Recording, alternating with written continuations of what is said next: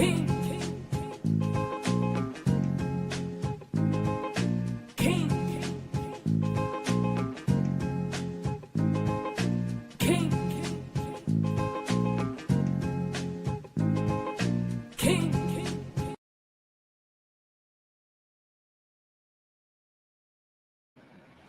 Great Wednesday. Welcome to the King Connections podcast. I'm your host, King, and I have as my guest, second time on the show, merger and acquisitions business consultant specialist and founder of guidepost.io, Aaron Friedman. How you doing today, Aaron? I'm doing wonderful. Probably put a janitor, dishwasher, other adjectives in there, whatever it takes. Absolutely. That's the requirement of an entrepreneur. Yeah, people tell you that, you should start your own business, start working with someone else. You have less work, you make more money. And any experienced entrepreneur learns that no, you have more work. You may make more money down the road, but you're definitely going to have more work than you did working one job for an individual.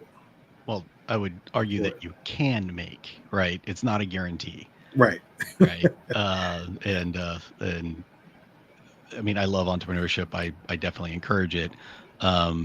Most of the entrepreneurs that I know, even the extremely successful ones, were accidental, not planned. Most of them were, I can do this better than the other guy. And, whether they were, I can be a better painter, I can be a better carpenter, I can be, whatever. But I tend to find that that's kind of more the case than necessarily like, I'm going to set off to do this. Interesting. All right. Well, I'm excited to get back into our conversation. Like I said, last time we were talking, first time I've done over, got to be at least more than 500 shows. I've never had a show where I've gotten that far off my question agenda. But that's one of the great things I love about what I do is that I'm not locked into those questions. They really just kind of pose a structure that we can follow, keep us a conversation flowing. But I always love for the organic moments when the conversation takes me to a different place, particularly now that I'm more so grown into this identity and this movement I'm advocating called Fully Human. When I recognize and I see that and the answers are aligning with that kind of the ideology, then I'm definitely going to explore that. That's what I did last week.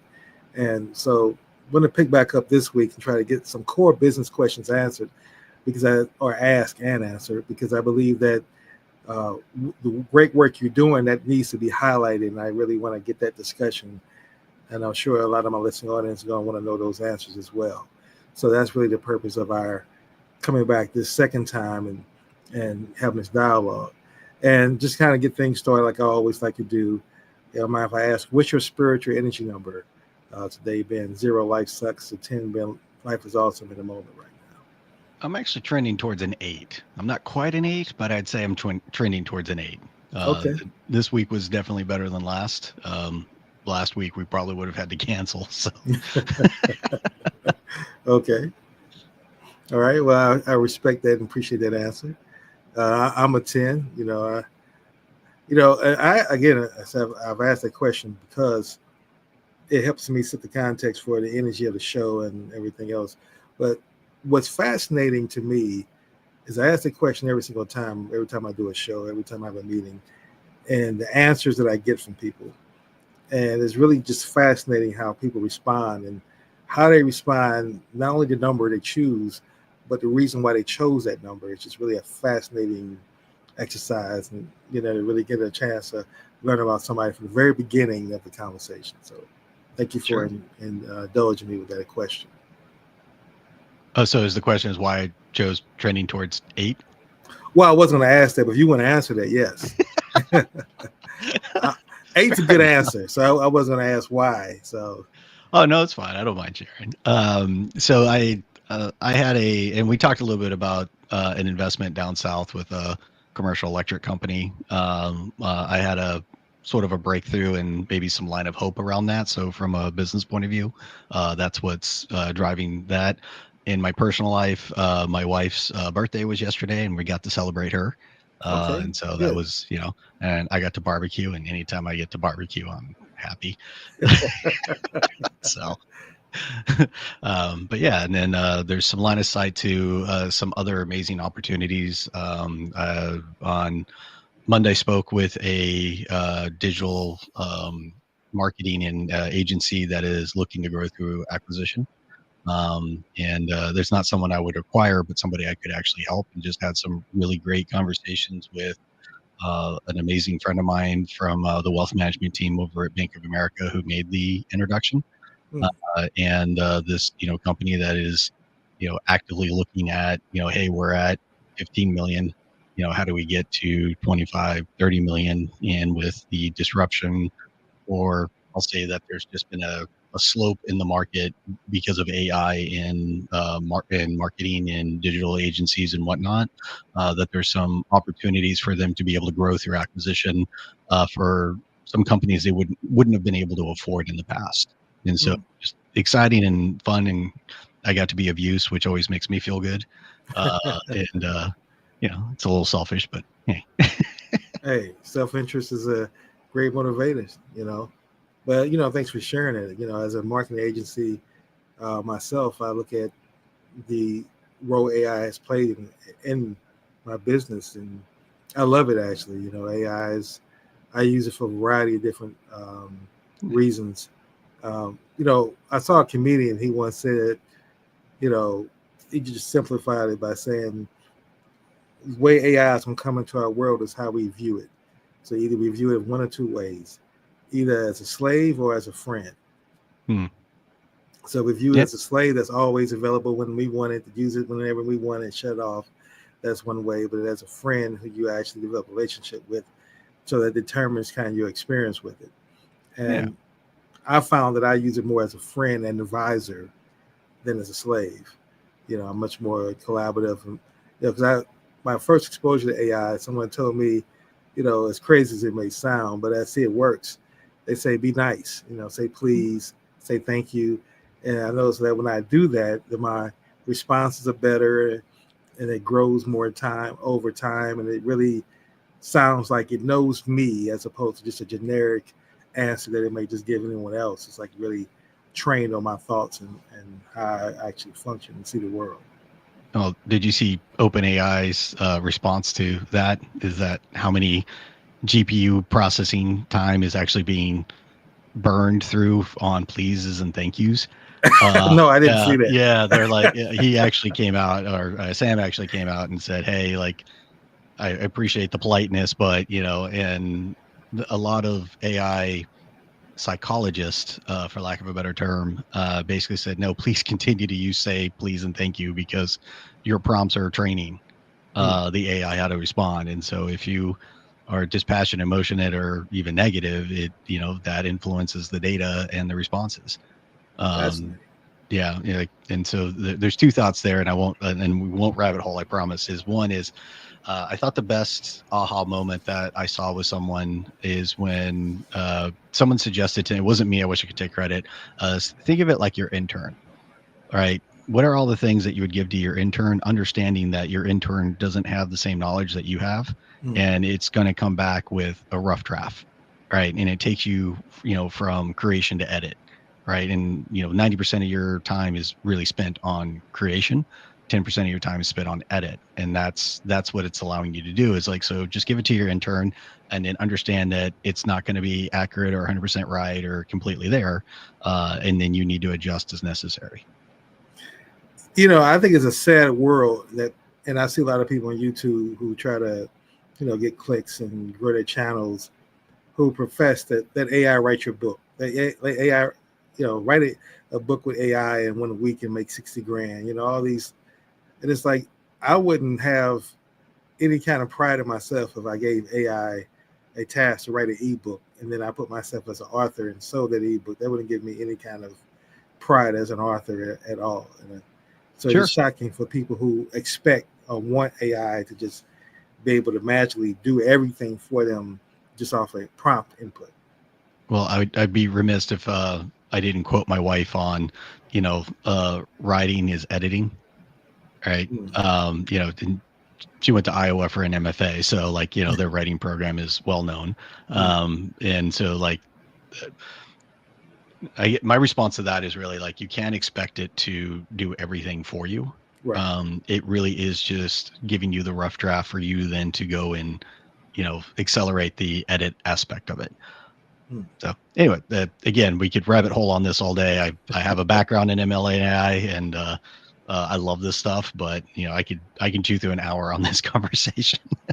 And I love it as well, but I definitely want to give our listeners who want to learn more about kind of your business, Sure. your business thought process. Let's kind of get into some of those questions.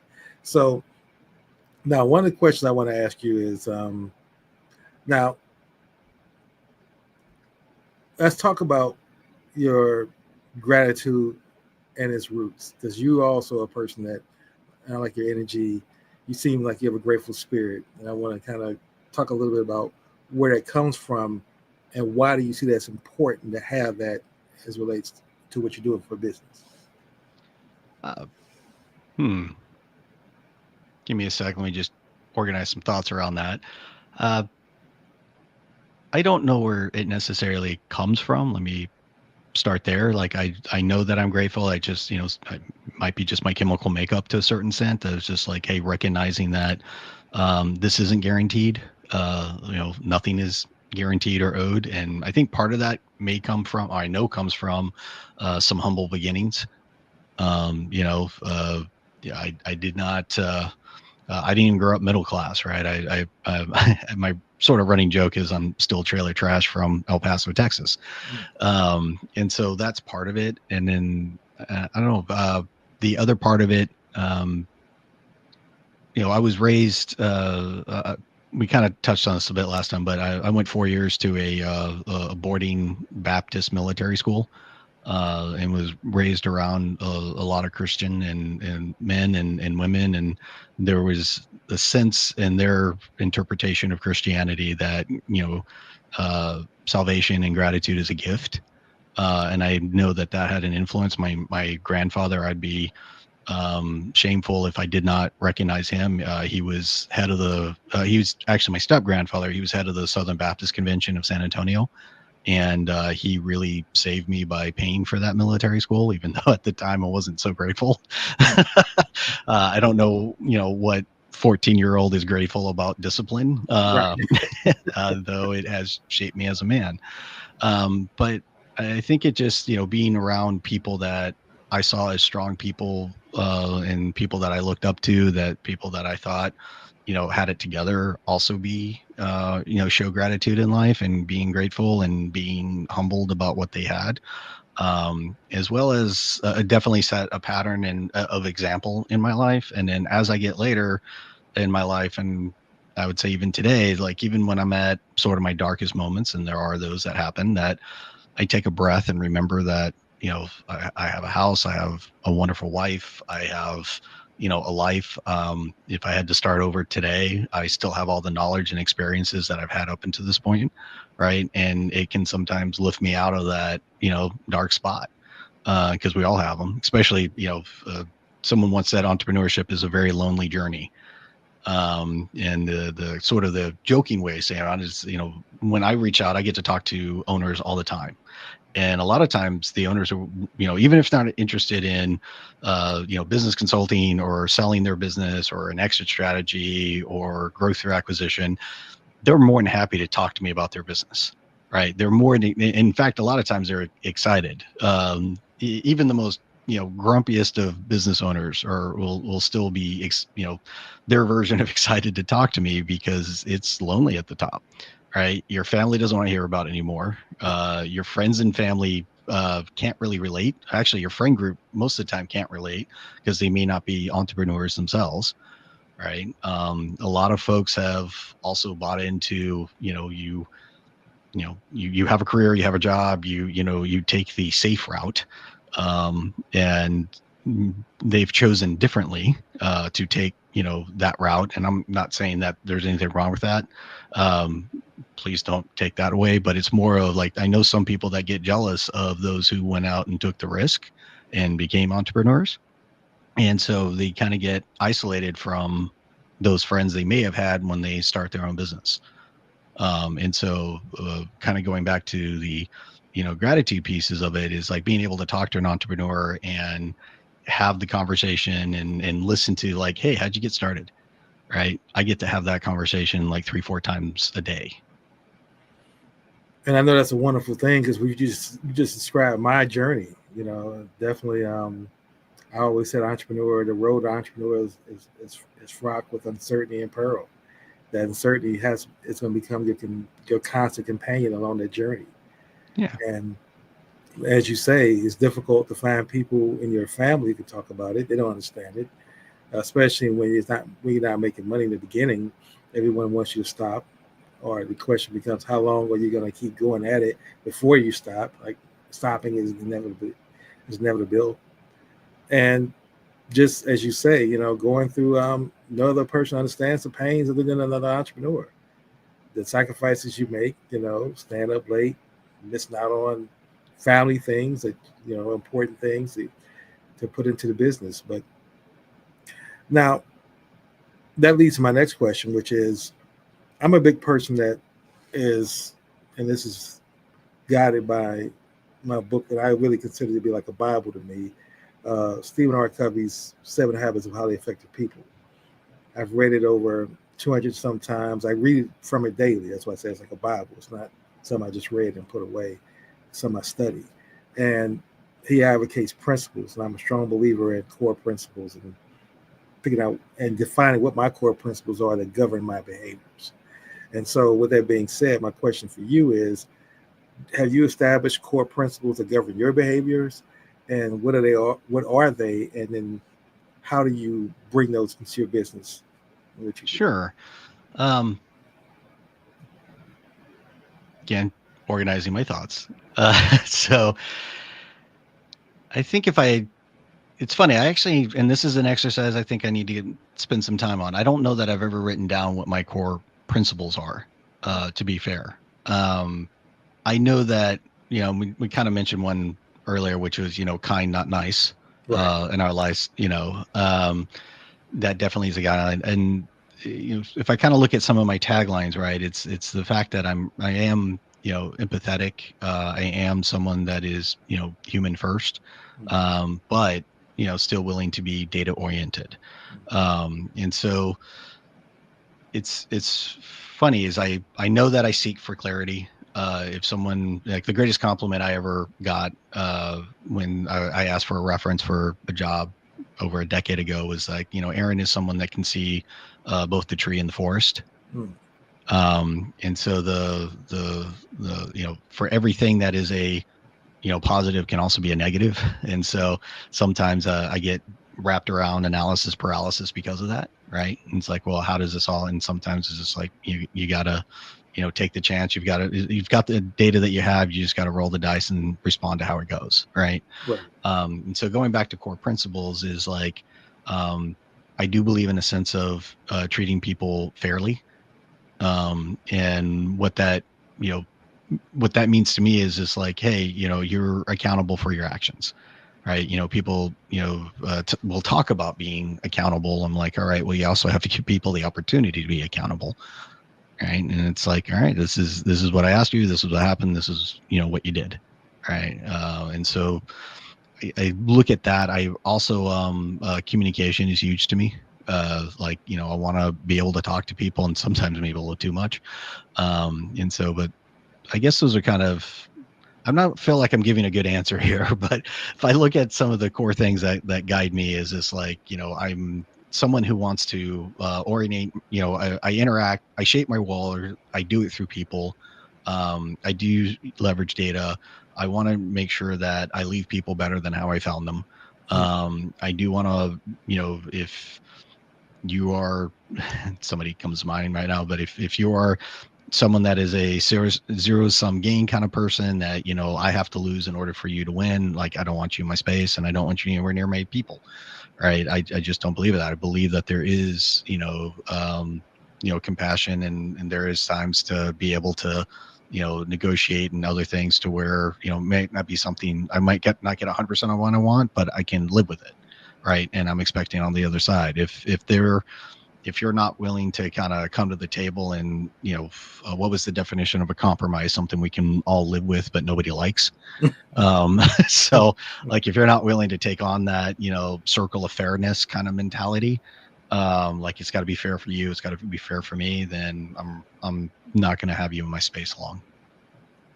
Well, no, you've answered the question accurately, and I appreciate the answer as well. It shows authenticity in your answer.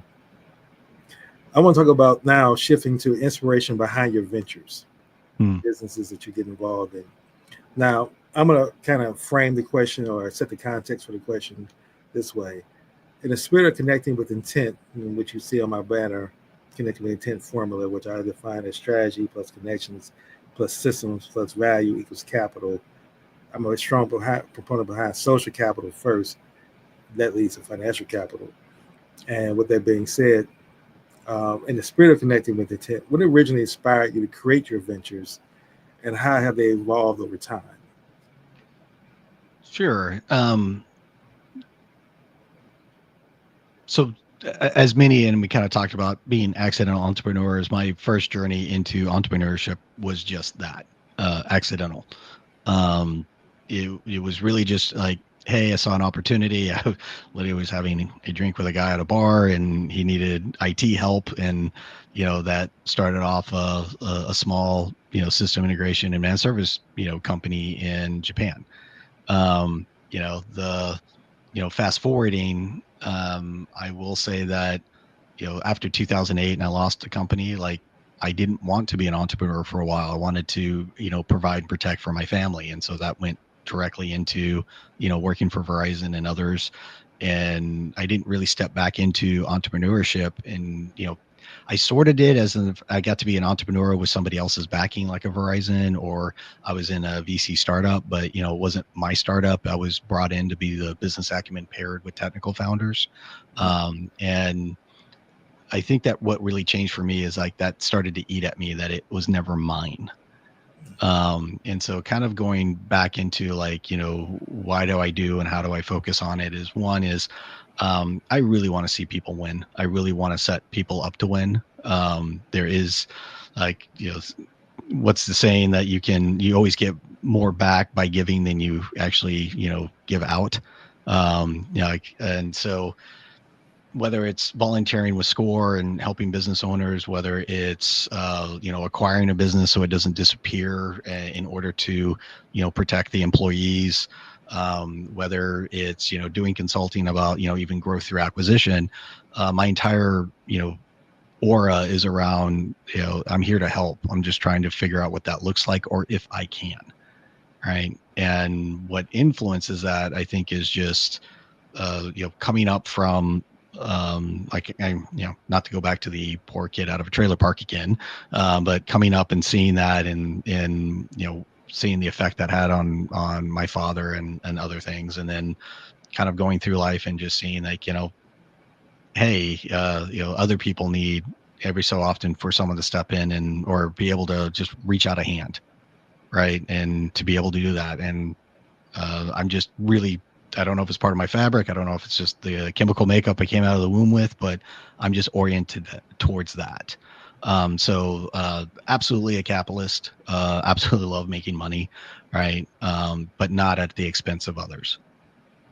Absolutely. Absolutely. That's why I consider you, by my definition, as a spiritual capitalist. And that leads to my next question is, now, your background, and you have this stated in your bio, and I wanted to ask you specifically based off that. What is your process for bringing clarity and momentum to early stage startups? Well, this actually, it's funny you asked this. I recently have, let me back up and start with this. I don't know how this came about, but for whatever reason, I can consume large amounts of information, distill it, and then regurgitate it in bite size. And it has been one of the it's been one of the keys to my success. I later found out that so I'm actually very heavily dyslexic, and I have ADHD. And so I found out that folks that actually are dyslexic because they can't necessarily access the world through the written word as well. Um, Actually, just fun fact: when I was growing up as a kid, I had a speech impairment and couldn't pronounce R's, and so to get word out of my mouth is very difficult because Okay. I pronounce them as W's. I had what they referred to as a lazy tongue, Hmm. which is also fun because my speech pathologist was Mrs. Dichter. I'm like, are you kidding me? Um, and that was like second grade, by the way. And so, anyways, Wow. getting refocused again. I have ADHD. Getting refocused. Um, because of my dyslexia, people with dyslexia actually can hold large capacities of concepts in their mind and almost visualize them. And so we interact with verbal way better than written or visual. And so I can like even to this day still map out like the mental architecture of Lowe's.com. And if somebody told me, hey, we're receiving this sort of scenario, I can almost see it in my mind of where the point of breakage would be. Hmm. Right. And so when I'm talking to entrepreneurs and seeking for clarity, a lot of entrepreneurs and a lot of early stage startups is they have this concept of something that they think would be a game changer in the market. And a lot of the approach is build it and they will come, which unfortunately is not true. Markets don't work that way. And so the first thing that I do, and I've actually done this a couple of times. I've actually written an interactive prompt to actually walk people through what is it that their offer is, what are they attacking in the market, what is their GTM, what is their North Star, what is a greenfield, right? Because you'll often hear like, oh, I want to do this and it will do that and it will come into X. I'm like, okay, well, walk me through that. All right. And then the next piece of it is then asking a lot of clarifying questions of, okay, how do you know that people want it? I'll give an example. There was a gentleman that had a concept around putting RF chips on cars in order to understand how they were going through a used car lot, through repair, through paint, and then back out to retail. And someone I'm a car guy. Like I said, grew up in a machine shop and whatnot. I have some access to like Fleetmatics and stuff that we did with Verizon. And I said, okay, but why wouldn't you just scan the VIN number? Like, why do you need to why would you need to RF chip it and know where it is? Because he was really just doing a check in, check out. Like, it wasn't really that I need to geolocate this thing. And he said, no, I talked to one dealership that said, I wish I had this. And if you could solve it like this. And it was very honest, like, okay, so you have one data point that you're trying to build an entire business off of. Hmm. Right. And I said, how many other dealerships have you talked to? What's the size of those dealerships? Do you know what kind of ERP systems or sales systems or dealership systems that this would need to integrate into? Right. And let's sort of be clear, like, they're looking at it, business is looking at it is, does this increase revenue? Is this increase revenue, or is this a cost avoidance scenario? Right. I mean, it's not always that clear. There's also other values that can be obtained, what they might, but in something like that where it's an asset tracking system, like there's a cost associated to that, and so they're going to want to know, like, what's the ROI on that? Like, is it capital in the market? It increases revenue, it increases profits, or AKA reduces expense, right? And so there's a lot of times where there's just that conversation hasn't happened, right? It's the name of the advertiser is but it's an ad man from the 60s, used to go into the bars when he was coming up with an ad campaign, and he would have a drink, hang out with someone, pitch the ad. And if somebody said, oh, that's interesting, he would throw it away immediately. Hmm. And until somebody said, I have to have that, where can I buy it, when is it coming out, that he knew he had the right ad. Hmm. Well, the same thing happens with product, right? And so if you're in an echo chamber, you have just a handful of folks saying, yeah, I want that, or this would be interesting. Then you may not want to spend the next 10 years of your life trying to develop it. That's a very great clarifying question to ask a business owner in that context. Like you said, how many data points are they basing their demand on? Yeah. So I think that's a great question. I want to kind of shift now to your background around fundraising. Okay. And I know you led a lot of fundraising efforts across companies at every stage, from seed to scale. In a world that offers reduces capital and control, how do you approach fundraising as a co-creative relationship rooted in purpose, trust, and long-term alignment? So I'm not sure how to exactly answer that, but let me tell you my philosophies around fundraising. How's that? Okay. So first and foremost, don't take dumb money.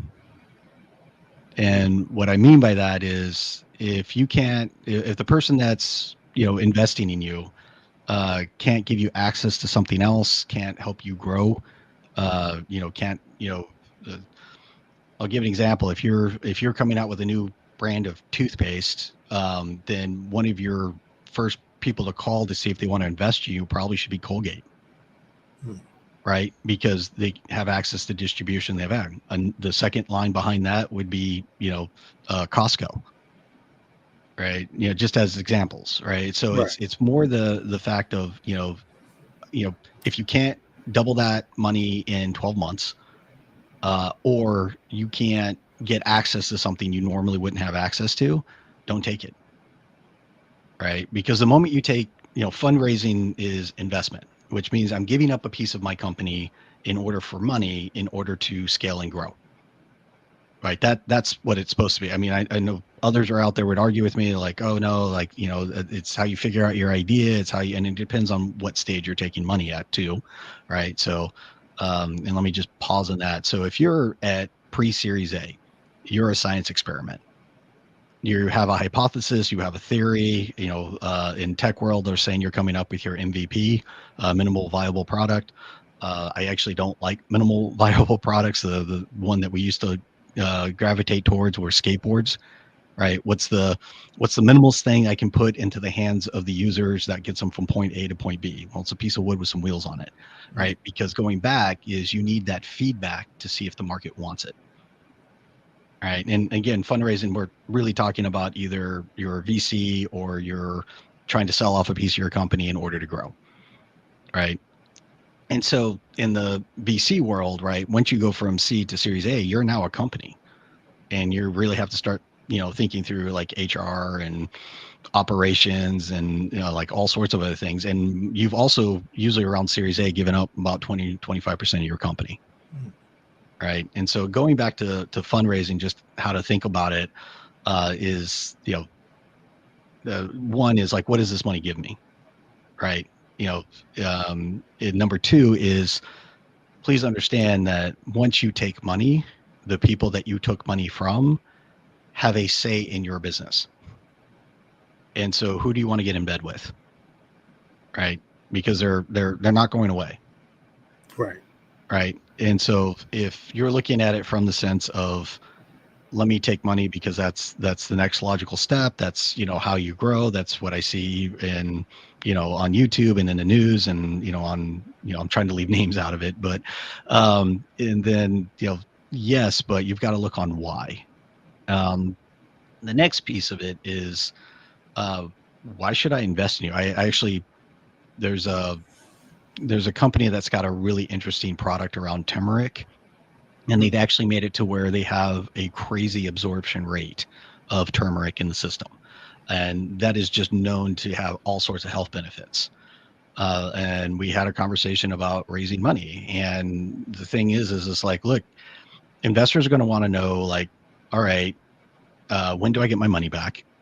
Right. So if you're investing in early stage startups, you know that you're not seeing it for a decade. Right. Maybe sooner, but for the most part, it's a decade.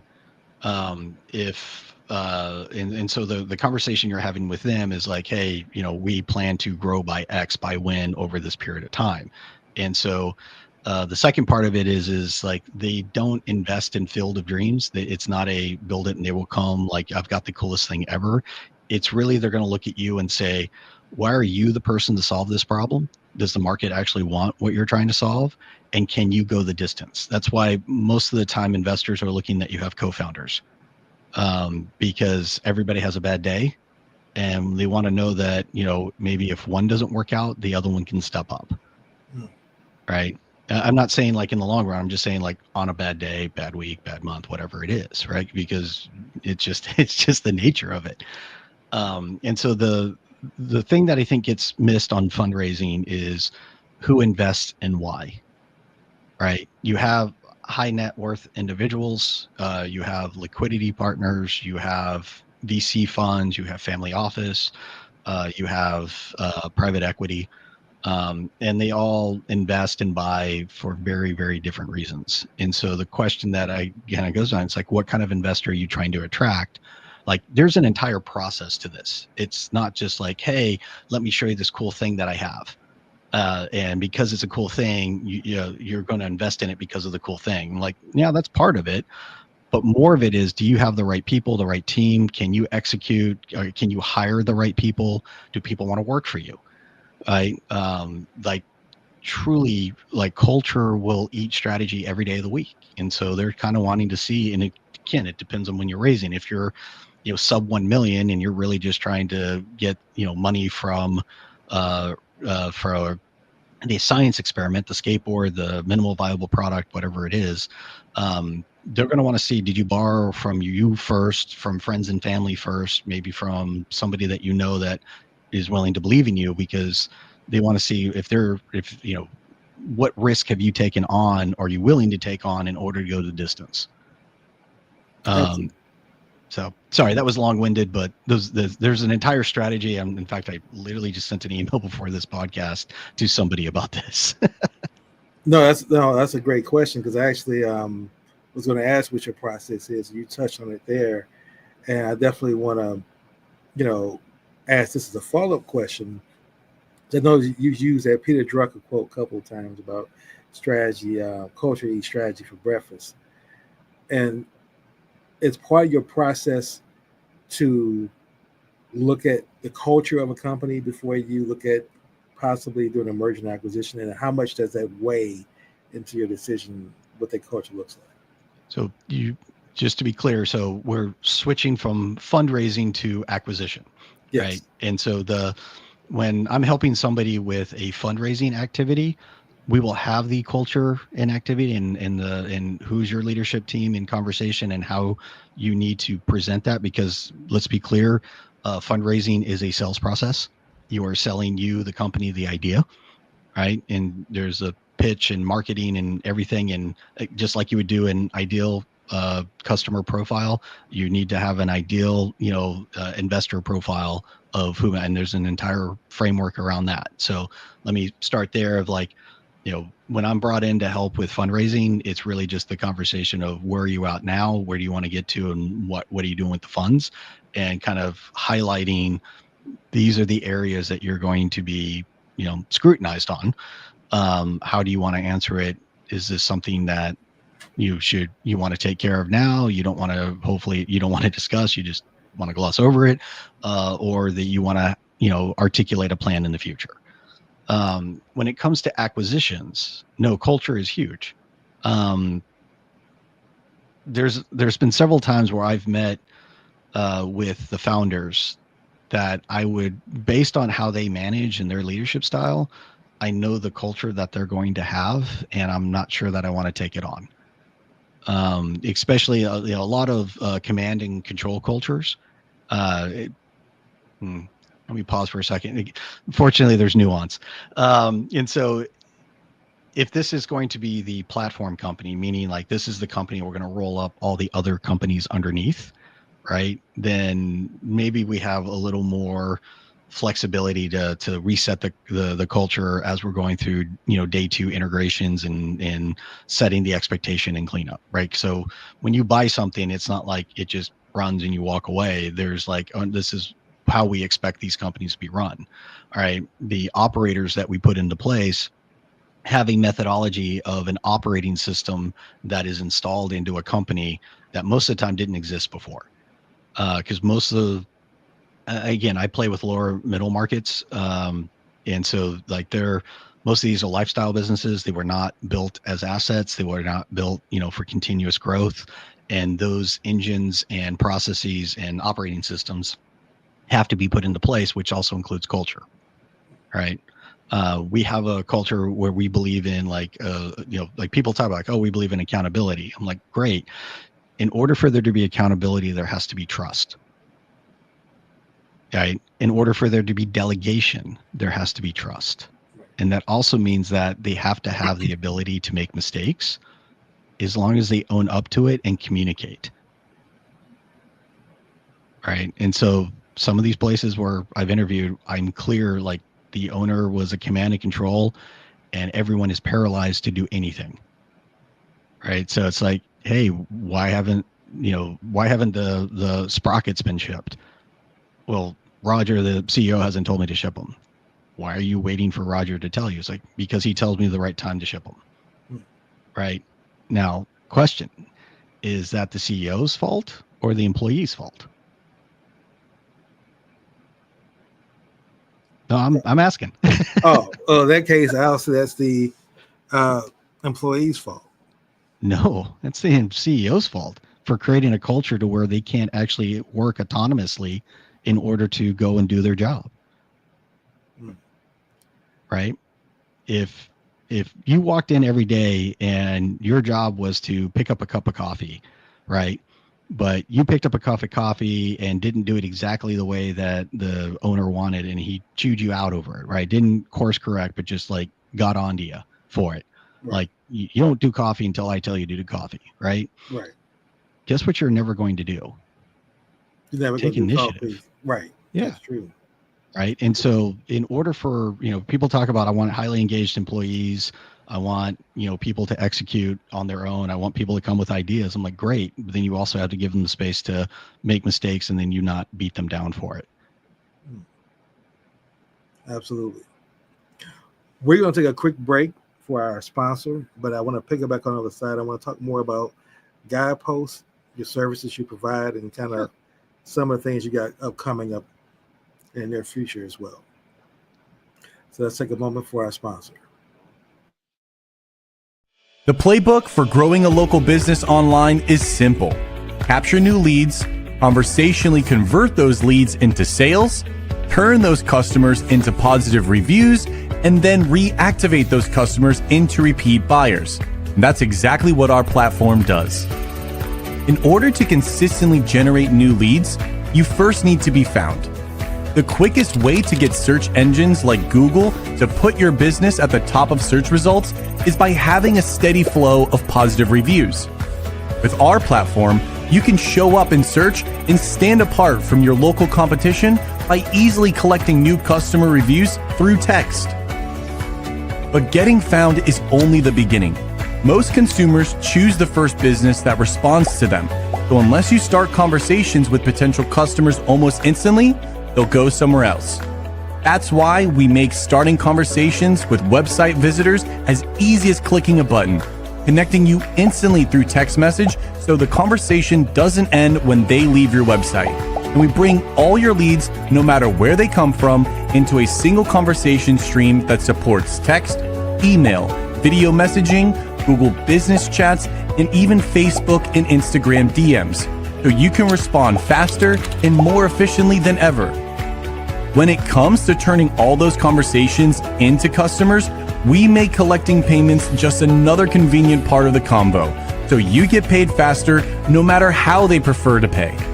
Next, you'll want to turn your new customers into happy reviews, which is a snap with our new review request quick actions. The more conversations and customers you generate, the easier it becomes to drive repeat business. We make reactivating contacts into customers as easy as, yup, you guessed it, the push of a button. With bulk actions, you can send out text and email campaigns to generate new sales whenever you have a new update, promotion, or story to tell. We make modern online marketing simple. Let's start growing your business today.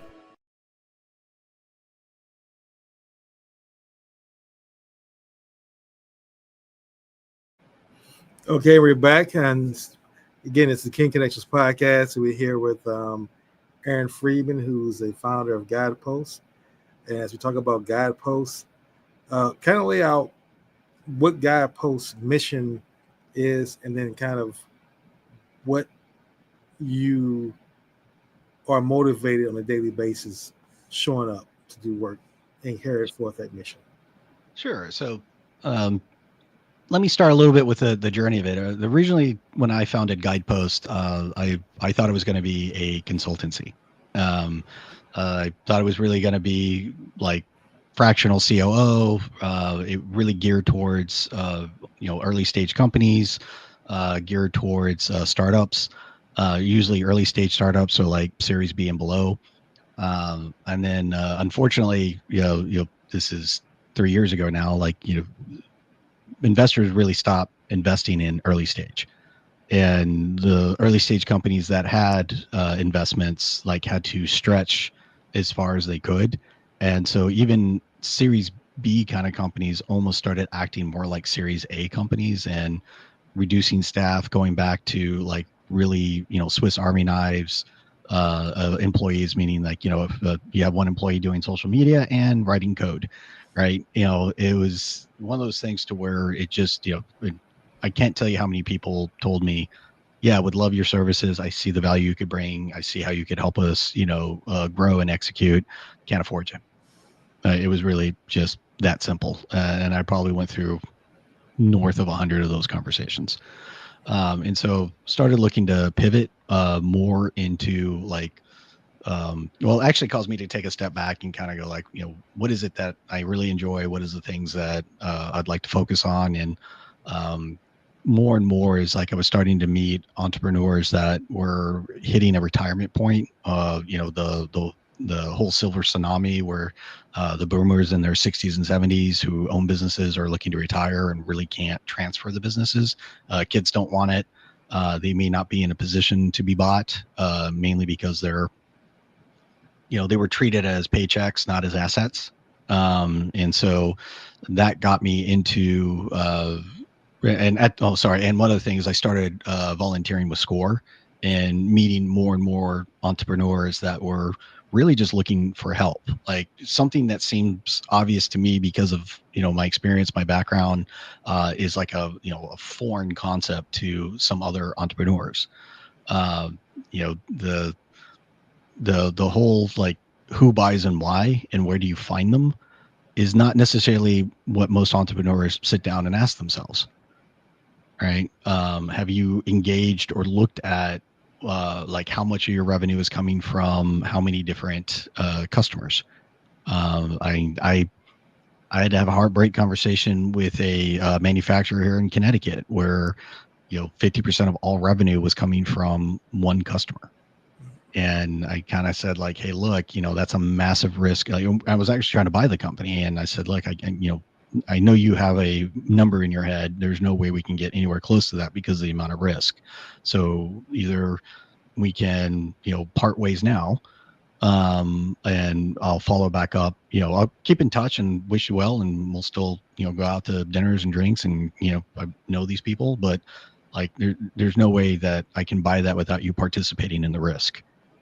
And participation could be an earnout, it could be owner financing, they get paid out on profits versus just money up front, but they wanted 80% of the cash up front, and I was like, it's that's too risky of an investment, right? And this kind of gets into the workshop and what we're talking about.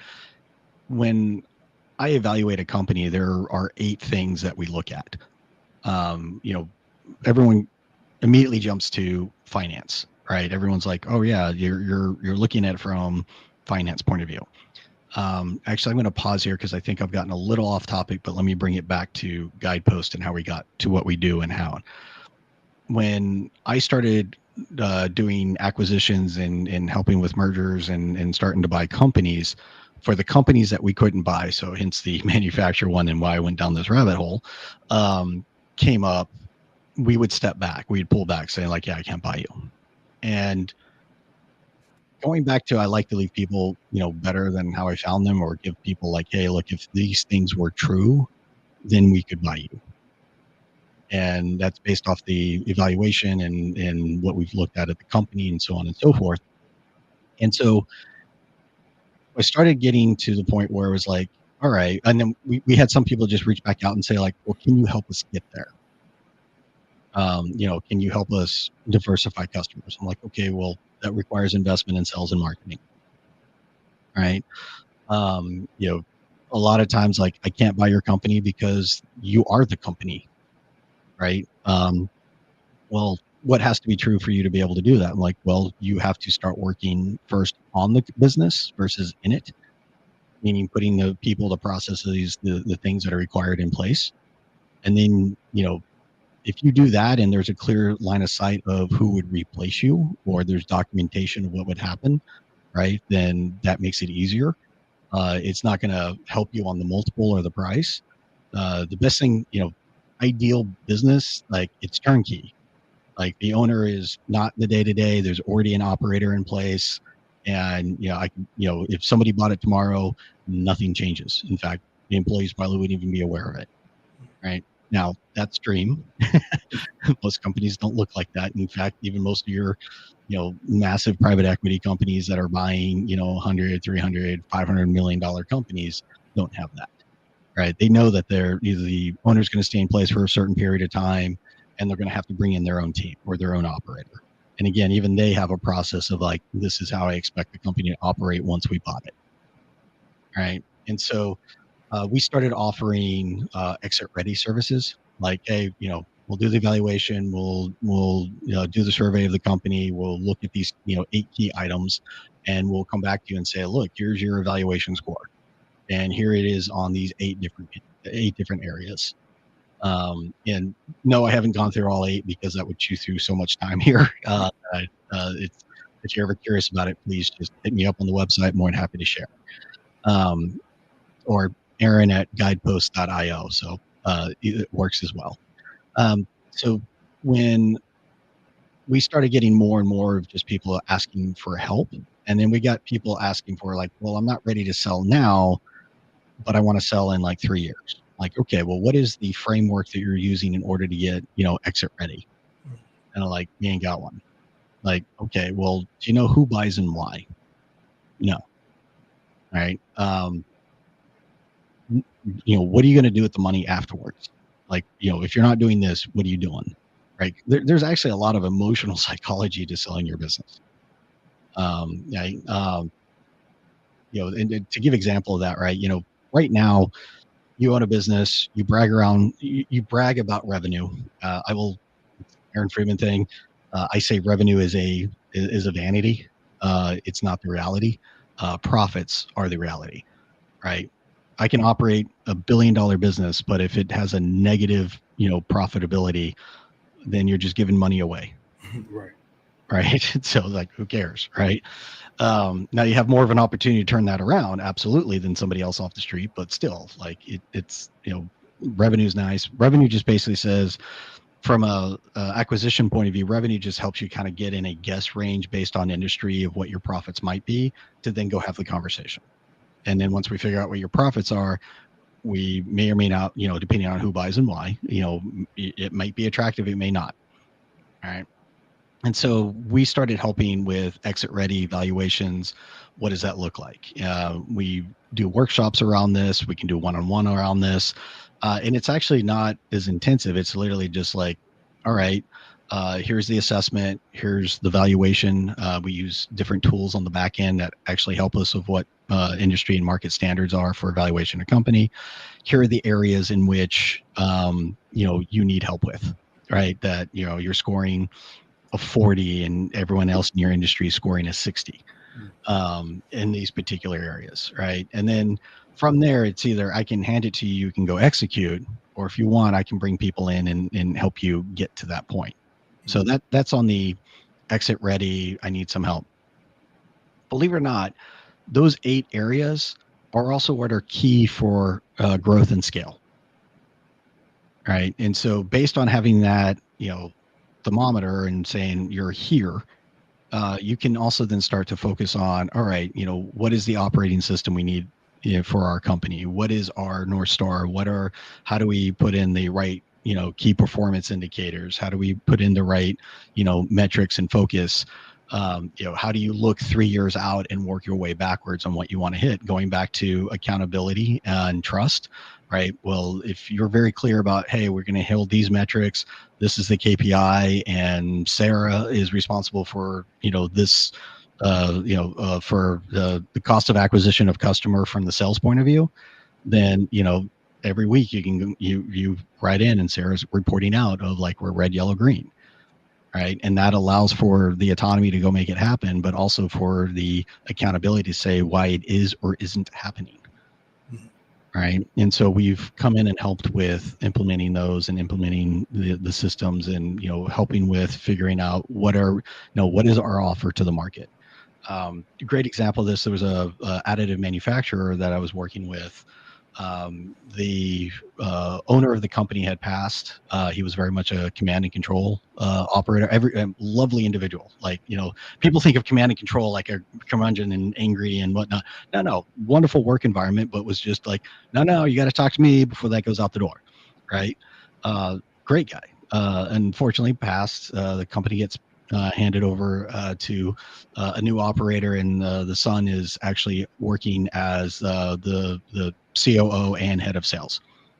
And we were discussing what their offering was, because really the father handled it all, and they were doing about like $11-12 million in revenue. Their profits were about 10%. Net operating profits about 10% of that, right? Not bad for manufacturing, additive manufacturing. And so when we started talking, I was just like, okay, well, like, what is the biggest strain on? It's like, well, everybody comes to us for development of like one-offs and beta of something, right? Which in manufacturing, everybody hates, because if it's tool and die, you have to set up all the tool and the custom dies and get it all put together. And then they may order one.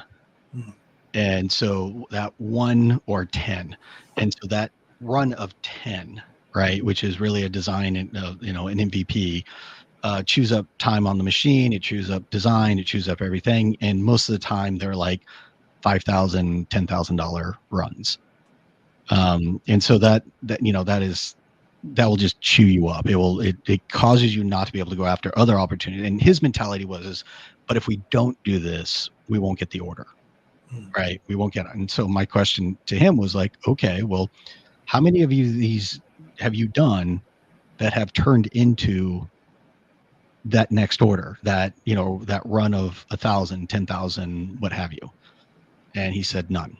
And I was like, then why do you do them? Right?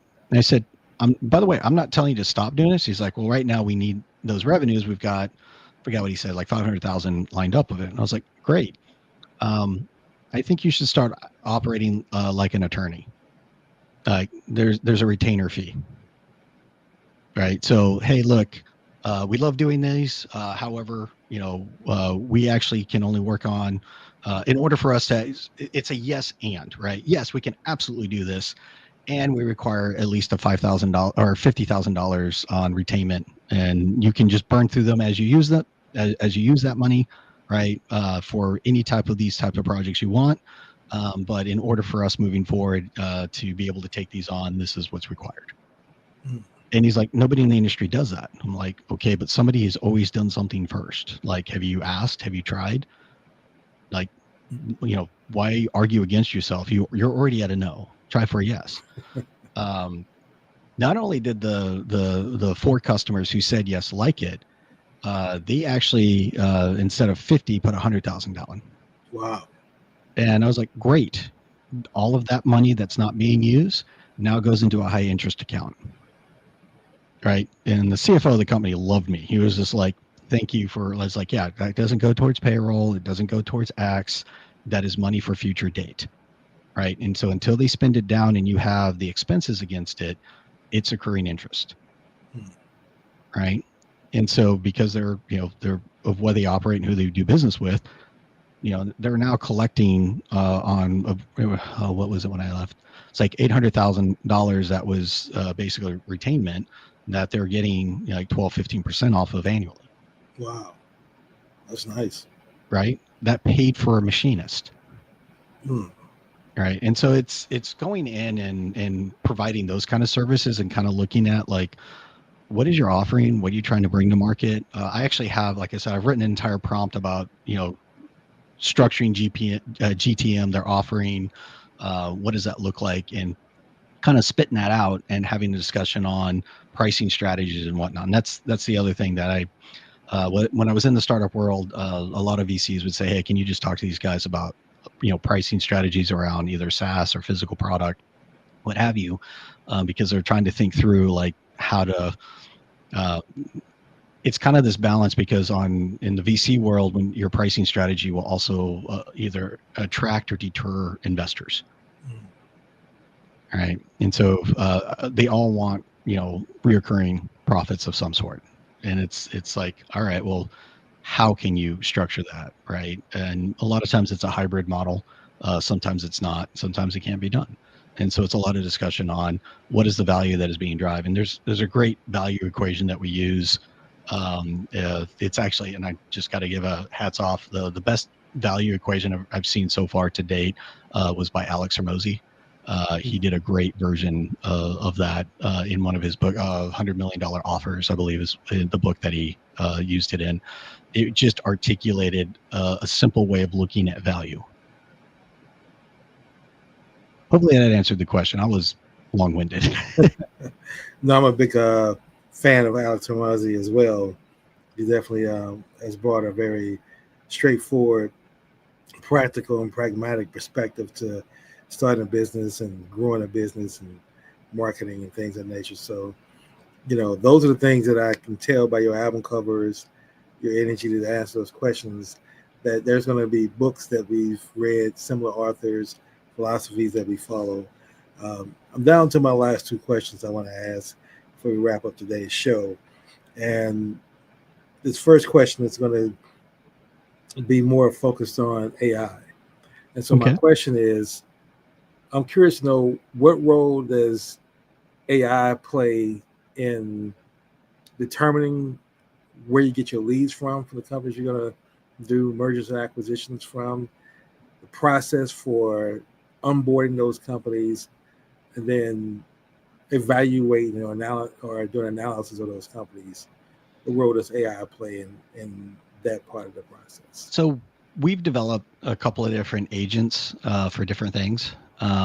So because the questions you have, there's not an AI for all of that, right? And so, and I think that's one of the challenges, or I'll say mistakes, that people will make, is like they're asking too much of their assistant or their agent, right? So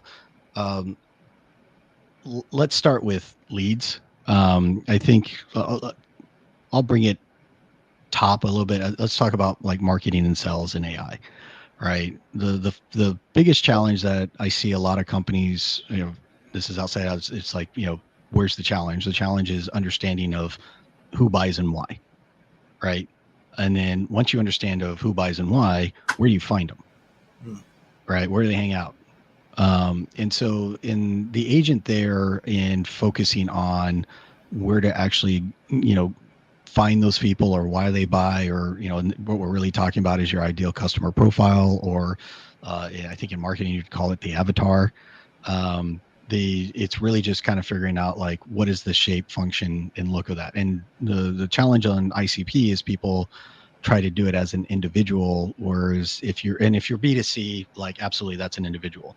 If you're B2B though, it's a shape of a company, and then it has to go another layer down of like, well, who's the buyer, who's the user, who's the champion, who's the detractor.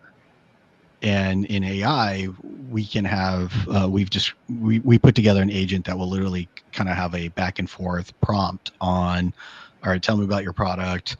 What is it software in the market? What's its value equation? What is your pricing on it? And it will start giving recommendations on what is that ICP, buyer, consumer look like, and then also then start talking through like where you should go to find them. I'll give a great example. There's a company, it's an early stage company that has gone back to formula for car detailing products. and it is honestly, it's better than anything I've ever used. And I'm a car guy, and I've used mothers and turtle wax and everything, and armor oil, everything in between. And this thing is truly in a league of its own. And I would have absolutely said like, oh, you should go to a Facebook Marketplace, or not Facebook Marketplace, but Facebook groups. Look for car detailing groups, look for car enthusiast groups, and either try to buy the group or advertise in the group. And what the agent came back for is like, you need to go to private jet shows. And I was like, well, that makes sense, right? The product is actually geared to be not a luxury product, but a high end product, right? For people who like really care about their cars and want the car is an extension of who they are and their brand and everything else. And the type of people that would really care at that level, that they have a Bugatti, not a Lamborghini kind of level, right? It's the reason you never see advertisement for Rolls Royce. Where Rolls Royce advertises? At private jet events, right? They have the Rolls Royce next to the Gulf, right? The G5 or G4 or whatever, it is, pick your number. And so, sorry, a friend of mine is actually a private jet broker, and yet he hasn't taken me up in one of his jets yet. I'm mad about that, but that's a whole other conversation. But in that sense, and using that agent, it came back and said, oh, you should be attending these events. And I was just like, never would have thought of it. Right. And then from mergers and acquisitions, I'm very leery of using financial modeling through AI, because AI intentionally, because it's statistical modeling, has an error rate. And a lot of the times that error rate is like 80 to 85%. And that's just how machine learning works. Right. And AI works. And so I don't know about you, but I can't lose 80% of of an investment. However, if I'm looking at a first line pass of not saying, hey, tell me what its profits are, look for, but I say, hey, the agent that we have is actually looking more for places of concern, right? Highlight areas that seem like they're anomalies from year over year, highlight things that seem like they're out of place. And so if it even hallucinates a little bit, but shows me where to look in the P&Ls and in the balance sheets and other things like that, as we're still using, other modeling, but I can use it as a first line pass when I get the P&Ls and balance sheets and, so on and so forth. Then it allows me to at least take a little, either based on what comes back, to double click, make sure that what it found I see as well. And if it comes back and it's extremely negative, then I'm like, yeah, this is, hard pass. Right. And I know Chris Voss stole it from somewhere else, but in the words of Chris Voss, right, the sin is not getting to a no, the sin is taking a long time to get there. And so I'm looking for ways to disqualify opportunities as well very quickly. And if this gives me a way to like, hey, this is so in the red that you just, like, hey, we're good, right? It has helped us a couple of times do that. You just naming everybody who I study, never split a difference. Chris Voss. Yeah, it Never Split the Difference was a great book. It's a great way of framing things, and I love the psychology behind it. Plus, he's a good storyteller. He is. Just a quick follow-up question. I'm just asking this out of curiosity. Sure. Which large language model do you find yourself using, and then why? Or do you use a collection of? Use a collection. It really depends on what we're trying, because we even have some of our own.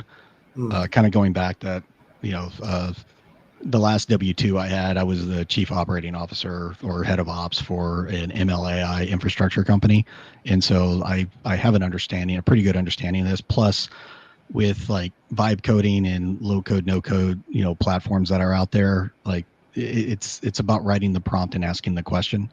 You can create an agent and you can connect it to, ChatGPT, Claude, Gemini.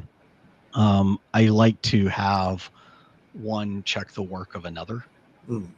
And so the output coming from a ChatGPT maybe look for bias from Gemini and vice versa. Or, technically Claude uses ChatGPT in the background with some different pieces that they've edited themselves, as well as there's some statistical model. They're not LLMs, but there are some statistical models that we've actually written or use.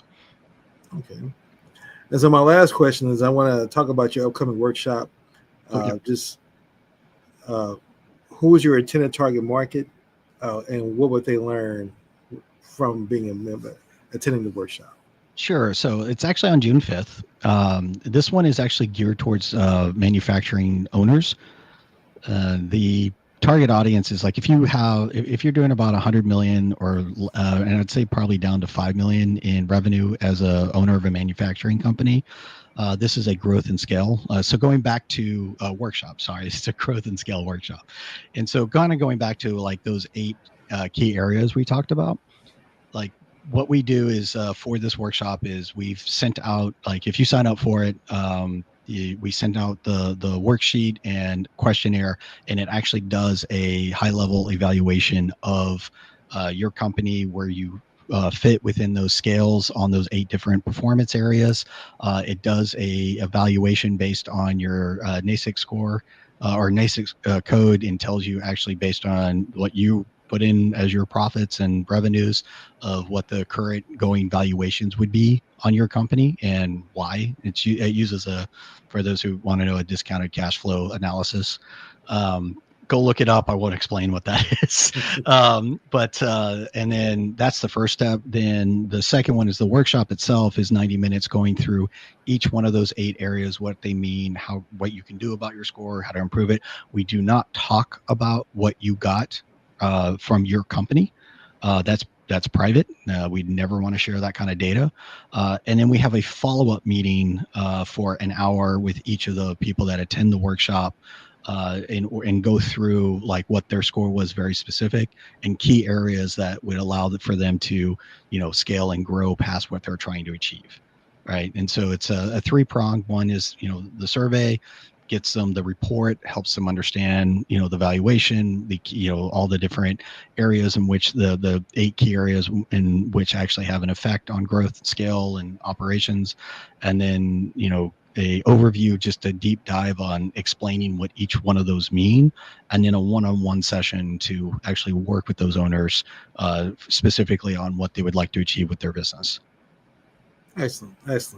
Well, as we wrap up today's show, any contact information you want to share with our listening audience? Sure. So guidepost.io, if you go /MFG, so manufacturing, you can get to that link, or you can just get to it off the front of our website. My email, more than welcome to reach out to me directly, is just Aaron, AARON, @guidepost.io. I will recognize if you leave off the S in guidepost, right, it's plural, you're going to go to a very different site. So, but again, I really appreciate you having me on the show. I love these conversations, and hopefully somebody out there finds this useful, and or if I can be of help or service, always looking to do so. Absolutely. We definitely appreciate you being on the show. And as a closing thought, do you have any words of wisdom that you just want to depart with our listening audience? It could be work related, life in general, whatever just comes to mind and heart. I would just like to remind people you're not alone. It doesn't matter whether it's in work, in life, or something, right? Somebody else is going through your experience. So please note that you don't have to go it alone. You're not alone. Right? And, the first step on any of it is reaching out. Absolutely. I can completely concur. Well, Aaron, again, I want to thank you again for being a guest on the King Connections podcast twice in a relatively short period of time, for being a person who helped me, and I'm going to admit to this. You taught me something that I knew, but I guess, when a seed is there, it gets nurtured at certain times. So that old expression, when a student is ready, the teacher will appear, I believe comes into mind. What I mean by that is I do several of these introductions on a regular basis, meetings, Zoom meetings, what have you. And my goal is to discern as quickly as possible if the person's fully human or not. So my questions are really geared toward that, because I really don't want to waste their time. I don't want to waste my time, because people's LinkedIn profiles are not always accurate of who they are. And so with that being said, I noticed that I love the idea you have behind the album covers. And I noticed that, and I said, because it says so much quickly, you know, it really outweighs it creates questions in my mind. And I believe it's one of those things, if you don't get it, you don't get it, right? You're not operating on that frequency, you don't get it. And it's a great way of kind of qualifying and vetting folks. That being said, I decided to take one of my Facebook profile and said, I want to create what defines fully human. That's why I kind of create this background so folks know that's what I look at when I say fully human. These individuals behind me, of course, multiple races, genders, but these are the people who I admire and work to live my life and seek counsel from by reading their books and just looking at their lives. So I want to thank you for that. For who you are with that. I was going to ask, I wasn't sure if it had changed or not, because I was like, oh, I don't remember this last time. I was actually looking at the different individuals. A couple of them actually I don't recognize, but I'm going to go and look them up. Yeah, they've been instrumental in just influencing my life. And like I said, but your album covers kind of really sparked that into me. Like, that's the best way to really, not my logo, not my brand behind me, but something that makes somebody say, huh, what is he trying to say there? And do I agree or don't agree, or I don't like, you know, whatever comes to mind, that's what the intent behind it is. But I want to give you credit for that. So thank you for that. Oh, you're welcome. And again, as we wrap up the King Connections podcast, I hope folks have enjoyed this. Again, our goal today was to really highlight another individual who I believe is living the fully human behavior characteristics, lifestyle, and just really want to learn more about you, your behaviors, and your business. And I think you've, over 2 shows, done a great job of really outlining that for us. So thank you. And until our next show, I say everybody continue to connect with intent and live a more fully human life. Thank you.